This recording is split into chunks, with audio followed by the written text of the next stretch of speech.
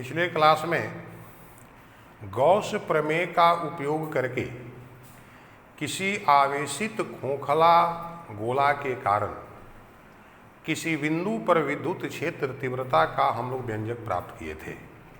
उसमें 3 केस आपको डिस्कस किए थे। जब बिंदु खोखला गोला के बाहर स्थित होती है, जब बिंदु खोखला गोला के पृष्ठ पर स्थित होती है और जब बिंदु खोखला गोला के अंदर स्थित होती है। अब आज के क्लास में हम लोग निकालेंगे अनंत लंबाई के आवेशित तार के कारण किसी बिंदु पर विद्युत क्षेत्र तीव्रता का व्यंजक, और फिर हम लोग निकालेंगे अनंत विस्तार की आवेशित चादर के कारण किसी बिंदु पर विद्युत क्षेत्र तीव्रता का व्यंजक। तो पहले हम लोग निकालेंगे अनंत लंबाई के आवेशित तार के कारण किसी बिंदु पर विद्युत क्षेत्र तीव्रता। अनंत लंबाई के आवेशित तार के कारण किसी बिंदु पर विद्युत क्षेत्र तीव्रता। आपसे अगर सवाल पूछ दे कि रैखिक आवेश के कारण किसी बिंदु पर विद्युत क्षेत्र तीव्रता का व्यंजक प्राप्त करें, तब भी यही व्यंजक निकाला जाएगा। अब देखो,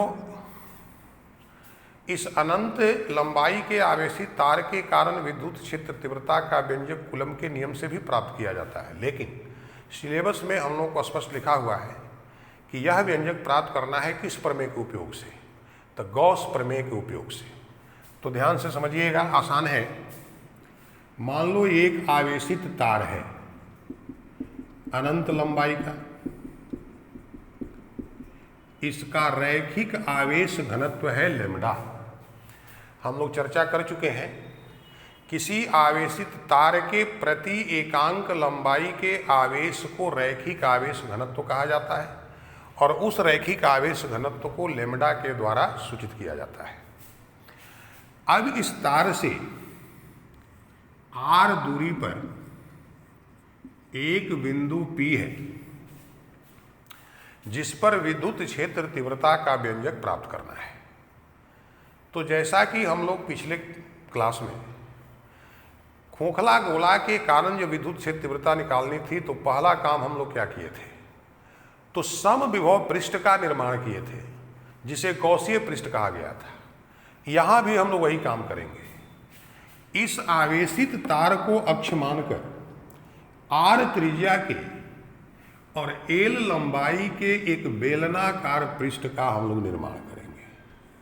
हमने ये एक बेलनाकार पृष्ठ बना दिया, इसकी लंबाई l है और त्रिज्या इसकी r है, और यह आवेशित तार ही अक्ष है। अब इस बेलन में 3 पृष्ठ होते हैं। जैसे ये आपका कलम है, ये भी क्या है, बेलन है। तो यहाँ पर एक पृष्ठ ये है समतल पृष्ठ, एक ये भी समतल पृष्ठ है, और ये जो है आपका इसका वक्र पृष्ठ है। तो बेलन में कितने पृष्ठ हैं, 2 पृष्ठ है, 3 पृष्ठ, 2 पृष्ठ समतल और 1 पृष्ठ क्या है, वक्र।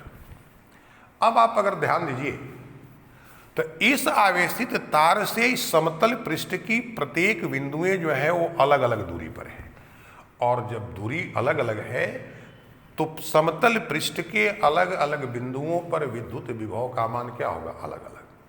तो इस बेलन में उपस्थित समतल पृष्ठ जो है वो समविभव पृष्ठ नहीं है, लेकिन इसके इस वक्र पृष्ठ की प्रत्येक बिंदु इस आवेशित तार से क्या है, बराबर दूरी पर है।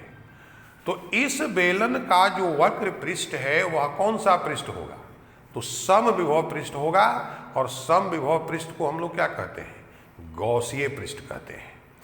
तो अगर बिंदु P पर विद्युत क्षेत्र तीव्रता E है, तो विद्युत क्षेत्र तीव्रता E की दिशा क्या होगी, इस वक्र पृष्ठ के लंबवत होगी, और जो दिशा वक्र पृष्ठ के लंबवत होगी वह समतल पृष्ठ के क्या होगी, समानांतर। तो थोड़ा याद कीजिए, विद्युत फ्लक्स में हम 3 केस चर्चा किए हैं। तो जब विद्युत क्षेत्र की दिशा पृष्ठ के समानांतर होती है तो पृष्ठ से गुजरने वाला फ्लक्स क्या होता है, शून्य होता है। तो इस समतल पृष्ठों से गुजरने वाला फ्लक्स क्या होगा, शून्य होगा।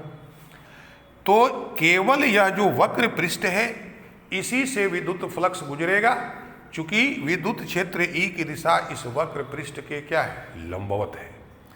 तो आप लिख सकते हैं बेलन के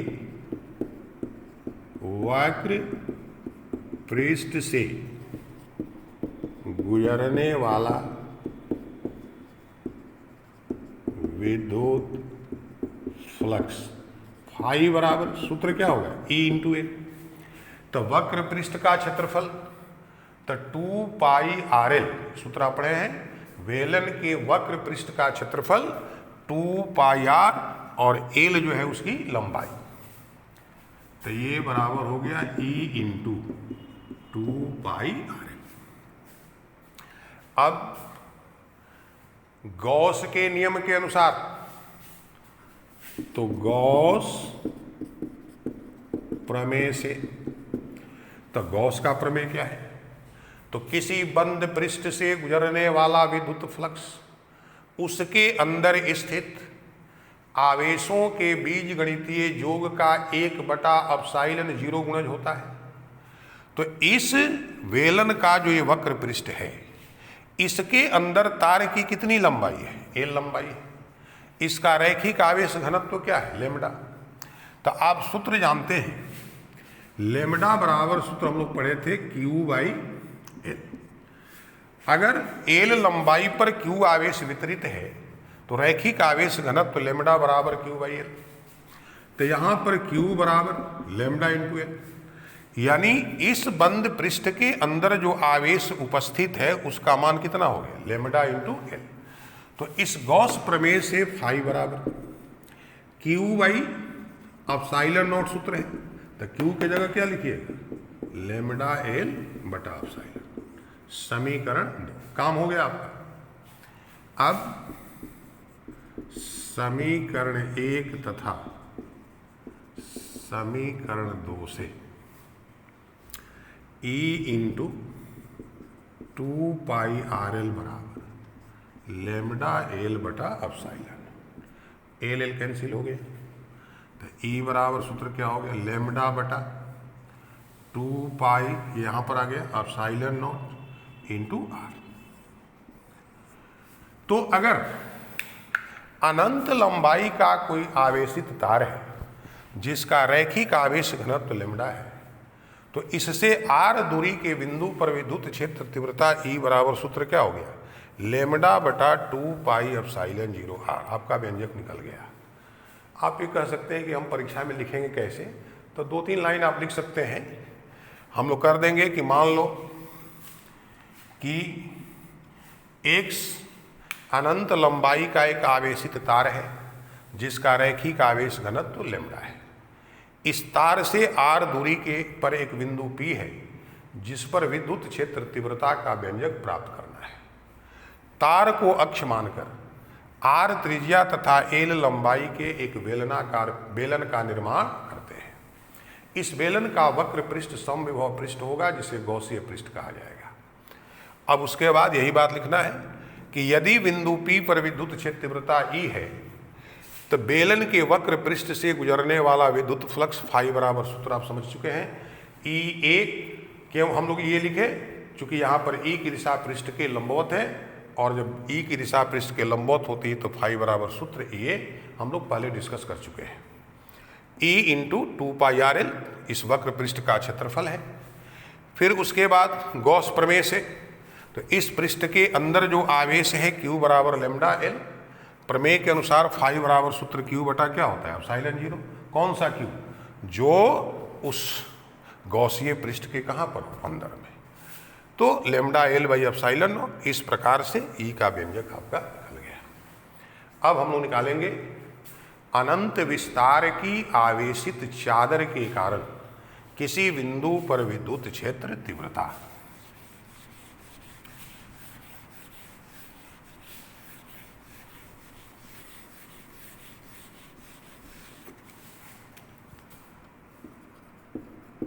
अनंत विस्तार की आवेशित चादर के कारण किसी बिंदु पर विद्युत क्षेत्र तीव्रता। अनंत विस्तार की आवेशित चादर के कारण किसी बिंदु पर विद्युत क्षेत्र तीव्रता। मान लो ये एक अनंत विस्तार की आवेशित चादर है।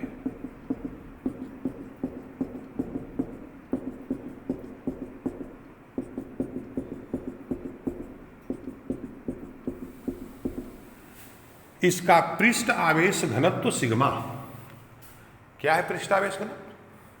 तो प्रति एकांक पृष्ठ क्षेत्रफल के आवेश को ही कहा जाता है पृष्ठ आवेश घनत्व। अगर किसी वस्तु का पृष्ठ क्षेत्रफल a है, उस पर वितरित आवेश q है, तो सिग्मा बराबर आपको सूत्र बताया गया है q/a। तो ये एक आवेशित चादर है, इसका पृष्ठ आवेश घनत्व है सिग्मा। अब इसके नजदीक मान लो कोई बिंदु P है जहां पर आपको विद्युत क्षेत्र तीव्रता निकालनी है, तो फिर यहां पर क्या करेंगे? तो हम लोग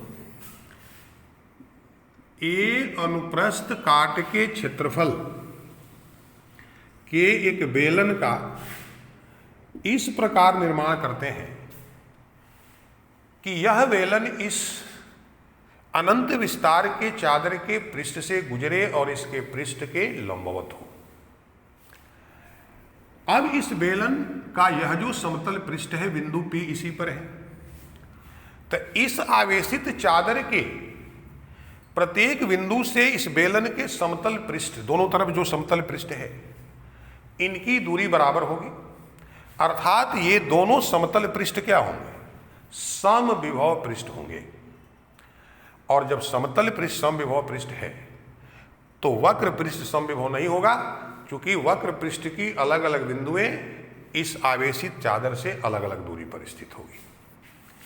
अब ये समतल पृष्ठ भी समविभव पृष्ठ है और ये भी समविभव पृष्ठ है। अगर यहां पर विद्युत क्षेत्र तीव्रता E है तो यहां भी विद्युत क्षेत्र तीव्रता E होगी। विद्युत क्षेत्र तीव्रता की दिशा इस दोनों समतल पृष्ठों के तल के क्या होगी? लंबवत होगी। अब चूंकि यह बेलन इस चादर से होकर गुजरा है, तो इसके अंदर जो आवेश उपस्थित होगा, तो यह ए अनुप्रस्थ काट का क्षेत्रफल है, इसका पृष्ठ आवेश घनत्व क्या है? सिग्मा। तो यहां सिग्मा बराबर सूत्र q/a है, तो इसके अंदर स्थित आवेश q बराबर सूत्र क्या हो जाएगा? Sigma × a। तो आप एक बात समझ लीजिए, ये अनंत विस्तार की एक आवेशित चादर है, इसका पृष्ठ आवेश घनत्व क्या है? सिग्मा। इसके नजदीक एक बिंदु P है, वहां पर आपको विद्युत क्षेत्र तीव्रता का व्यंजक प्राप्त करना है। इसके लिए ए अनुप्रस्थ काट के क्षेत्रफल के एक बेलन का हमने निर्माण किया, जो इस चादर से होकर गुजरता है और इसके पृष्ठ के लंबवत होता है, और यह बिंदु P इस बेलन के एक समतल पृष्ठ पर स्थित है। इस बेलन में भी दो समतल पृष्ठ हैं और एक वक्र पृष्ठ है। दोनों समतल पृष्ठ यहां पर समविभव पृष्ठ होंगे और वक्र पृष्ठ समविभव पृष्ठ नहीं होगा। अब यदि बिंदु P पर विद्युत क्षेत्र तीव्रता E है, तो दूसरे समतल पृष्ठ के भी प्रत्येक बिंदु पर विद्युत क्षेत्र तीव्रता क्या होगी? E होगी। तो E की दिशा समतल पृष्ठ के लंबवत होगी। तो जब समतल पृष्ठ के लंबवत होगी तो वक्र पृष्ठ के समानांतर हो जाएगी। तो यहां पर जो आपका फ्लक्स गुजरेगा वो केवल समतल पृष्ठों से होकर के गुजरेगा। तो बेलन के समतल पृष्ठों से गुजरने वाला विद्युत फ्लक्स फाई बराबर, तो इस समतल पृष्ठ से भी E और इस समतल पृष्ठ से भी E इक्वल टू 2E। अब गॉस प्रमेय से सूत्र है Q बटा एप्सिलॉन। कौन सा Q? जो बंद पृष्ठ के अंदर हो। तो इस वेलन के अंदर कितना आवेश उपस्थित है? सिग्मा इंटू ए। तो ये बराबर हो गया सिग्मा ए बटा एप्सिलॉन। समीकरण 2। अब समीकरण 1 तथा समीकरण 2 से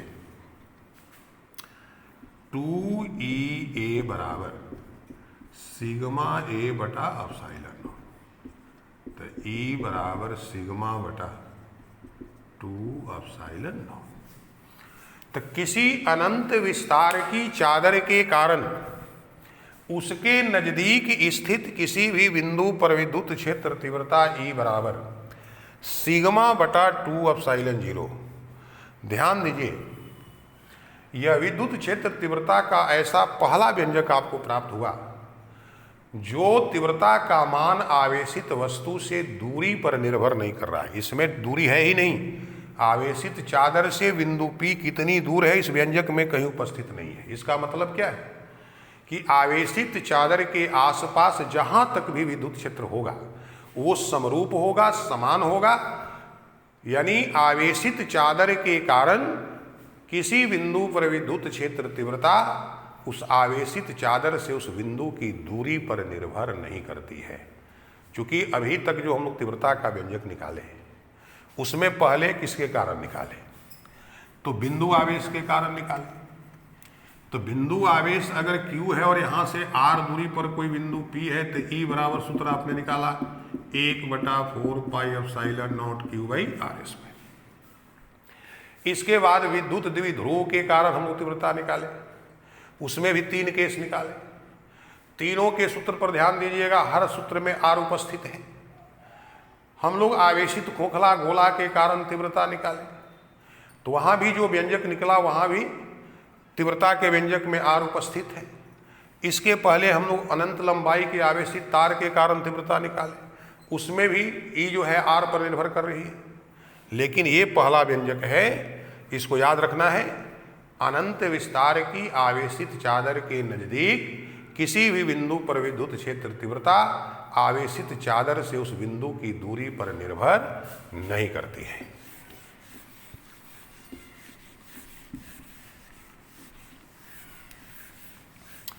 इसको आप नोट में भी लिख सकते हैं। अनंत विस्तार की आवेशित चादर के कारण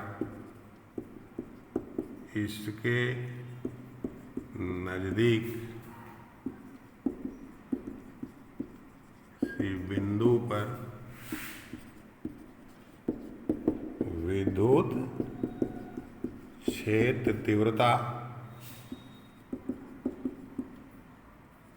आवेशित चादर से उस बिंदु की दूरी पर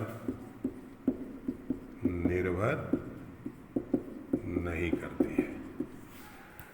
अनंत विस्तार की आवेशित चादर के कारण इसके नजदीक किसी बिंदु पर विद्युत क्षेत्र तीव्रता आवेशित चादर से उस बिंदु की दूरी पर निर्भर नहीं करती है। तो देखिए, विद्युत क्षेत्र एवं आवेश जो पहला चैप्टर का नाम दिया है स्थिर वैद्युतिकी में, उसके अंतर्गत जितना आपको पढ़ना था वो तो हम पढ़ा ही दिए। इसका अगला जो दूसरा चैप्टर है जिसका नाम है स्थिर वैद्युत विभव एवं धारिता, तो उसमें भी स्थिर विद्युत विभव से संबंधित जितनी बातें हम लोग यहीं पर पढ़ लिए हैं। अब दूसरा जो चैप्टर है उसमें केवल हम लोगों को धारिता के बारे में पढ़ना है। अब एक बार इस चैप्टर में जितना भी सूत्र प्राप्त हुआ है उस सब को आपको याद करना है। देखिए, जितने भी वस्तुनिष्ठ प्रश्न होते हैं उनका जवाब लगभग जो है आपके सूत्र पर आधारित होता है। तो किसी भी चैप्टर के समाप्त होने पर उसका समरी, मतलब उसमें जितने सूत्र हैं उसको आपको हमेशा याद रखना है, क्योंकि न्यूमेरिकल बनाना है, उसमें किसकी आवश्यकता पड़ेगी? सूत्र की पड़ेगी। तो इस चैप्टर में जो भी सूत्र प्राप्त हुआ है उसमें पहला जो सूत्र है Q बराबर NE। अब आप पूछेंगे यहां पर N क्या है? तो जब भी किसी वस्तु से आप इलेक्ट्रॉन निकालते हैं या उस वस्तु पर इलेक्ट्रॉन देते हैं तभी आवेश की उत्पत्ति होती है। तो यहां पर N या तो वस्तु से निकाला गया या वस्तु को दिया गया इलेक्ट्रॉनों की संख्या है। स्मॉल e इलेक्ट्रॉन या प्रोटॉन के आवेश का परिमाण है, जिसका मान आपको बताया गया है 1.6 गुना 10 के पावर -19 कूलम। अगर इलेक्ट्रॉन वस्तु से निकाला गया है तो उस पर धन आवेश उत्पन्न होगा, और यदि इलेक्ट्रॉन उसको दिया गया है तो उस वस्तु पर ऋण आवेश। पहला सूत्र यही मिला था। दूसरा सूत्र इस चैप्टर में हम लोग को मिला है रैखिक आवेश घनत्व। अगर L लंबाई के किसी तार पर Q आवेश वितरित है तो रैखिक आवेश घनत्व लैम्डा बराबर सूत्र Q/L। इसी प्रकार से तीसरा सूत्र है पृष्ठ आवेश घनत्व। अगर पृष्ठ क्षेत्रफल A पर वितरित आवेश Q है तो पृष्ठ आवेश घनत्व सिग्मा बराबर Q/A। चौथा सूत्र है इस चैप्टर का आयतन आवेश घनत्व। अगर वस्तु के आयतन V में वितरित आवेश Q है तो आयतन आवेश घनत्व ρ = Q/V। इसके बाद इस चैप्टर का पांचवा सूत्र है कूलम का नियम। तो कूलम का नियम क्या है? तो दो बिंदु आवेशों के बीच लगने वाला बल। तो अगर Q1 तथा Q2 दो बिंदु आवेश एक दूसरे से r दूरी पर उपस्थित होते हैं तो उनके बीच लगने वाला बल F बराबर 1/4 पाई ε0 Q1 Q2/r²। इसमें एप्सिलॉन r क्या है? तो आवेशों के बीच उपस्थित पदार्थ की आपेक्षिक विद्युतशीलता, जिसे परावैद्युतांक भी कहा जाता है। ε0 निर्वात की विद्युतशीलता है। अगर दोनों आवेश के बीच निर्वात है या हवा उपस्थित है तो एप्सिलॉन r का मान 1 हो जाता है। उस स्थिति में यही सूत्र F बराबर हो जाता है 1/4 पाई ε0 Q1 Q2/r²। इसी कूलम के नियम को जब हम लोग सदिश रूप में व्यक्त किए हैं तो F बराबर 1/4 पाई ε0 Q1 Q2/r² एकांक सदिश r, या इसको लिख सकते हैं F = Q1 Q2/r³ सदिश r। इसी प्रकार से अगर दोनों बिंदु आवेश Q1 और Q2 का स्थिति सदिश क्रमशः R1 और R2 हो तो स्थिति सदिश के रूप में कूलम का नियम F बराबर 1/4 पाई ε0 Q1 Q2/R1 - R2 का परिमाण Q सदिश R1 - R2। तो इस प्रकार से और भी कुछ सूत्र हैं जिसकी चर्चा हम नेक्स्ट वीडियो में करेंगे, और तब जाकर के हम लोग दूसरा चैप्टर पहले समाप्त करेंगे और दोनों का न्यूमेरिकल एक साथ हम लोग अलग लेक्चर में बनाएंगे। तो आज की क्लास में इतना ही। Thank you.